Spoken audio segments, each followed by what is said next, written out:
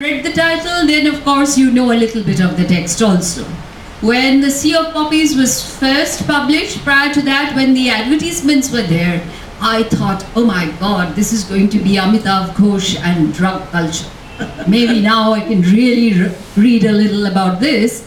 And so, because my own research had been on Huxley, who was known as the drug daddy in America, in California. So I thought, okay, let me expand my knowledge about cocaine and heroin and marijuana. And then I found that, well, this was the cheapest of the kind, the opium. Yes, one of the, and growing on the Gangetic Plain all around because of British imperialism.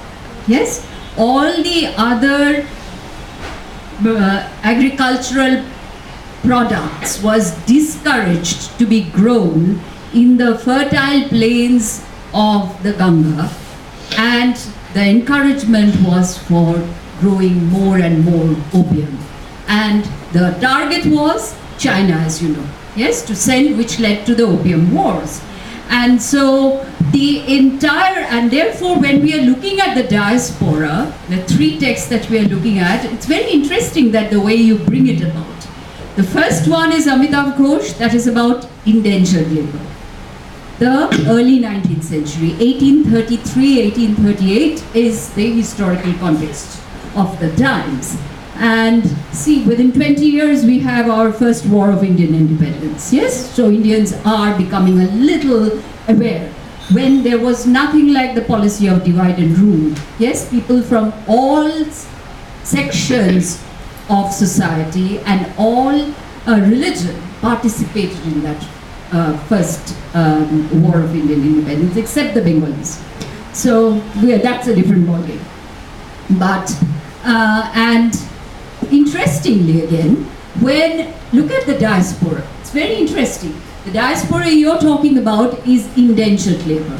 That is a shipload of people being transported to Mauritius, as we call it now, and Madagascar, as it was known at that time. Okay.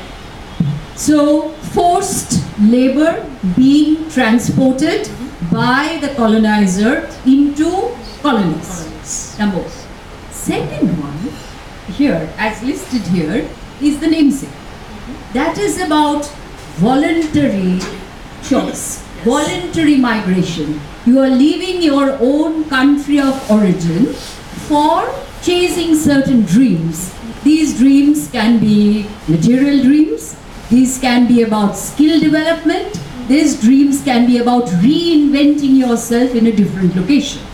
So that is the post-1960s. Yes, when the Immigration Act was signed, remember there was nothing like an Immigration Act when the indentured labor was sent. Yes, so no high-skilled labor could move from Asian countries and settle.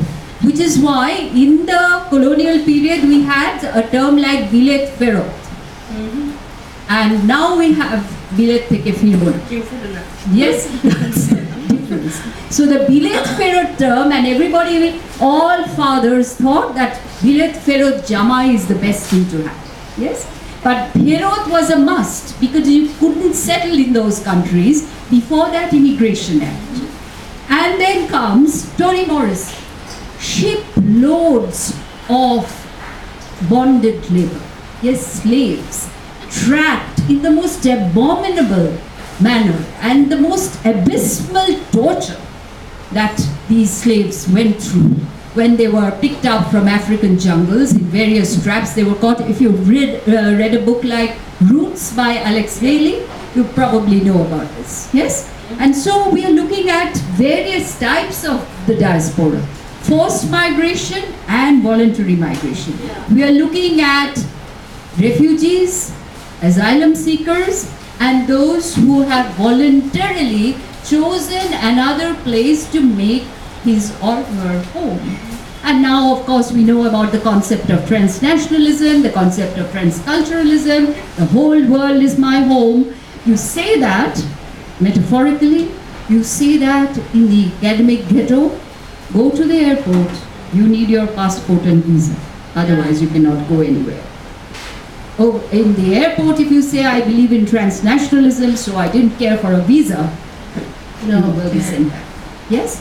So we are looking at politics, as you said, Yeah. but philosophical politics is when you walk in and say, I believe in transnationalism. Mm-hmm.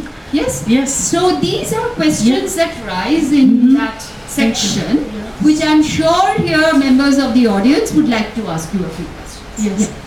Very quickly, I want to respond. I very much liked what you just said.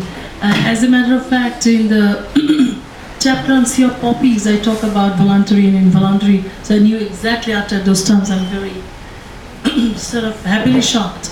And the other thing is that in one of the panels I do for one of the conferences, it is a panel I did. It's called Postcoloniality, Diaspora, Globalization, What is Next? So I talk about if we could really travel without passport. If we talk about transnationalism, why do you need then geographical boundary or all those constraints? So I'll stop here, but I was so happy that your ideas are so, yes. Yes, of course. As you understand, globalization is about free movement of capital, not free movement of labor. Yes, whenever it's free movement of labor comes so much of politics and so many barbed wires that one has to, so many lines of control, as you know, immigration rules, and as you know, the moment you open the newspaper, every day you hear Trump ranting about things, about downscaling immigration. And so immigration itself becomes a huge political issue. Yes, Who is immigrating? What has forced the immigration? What has happened in Syria? Who has caused all that immigration? Yes? So these are questions that rise, which is why Amartya Sen's other text, Identity and Violence, where of course being a feminist does not necessarily mean it is a gendered subjectivity. Yes? A man can be a feminist too. And so these are questions that I'm sure are raised in your book. And I'm sure now, teachers have this abominable habit of talking too much. I must shut up now and let me invite questions from some of you. Yes, because we have to wrap up by 8 o'clock.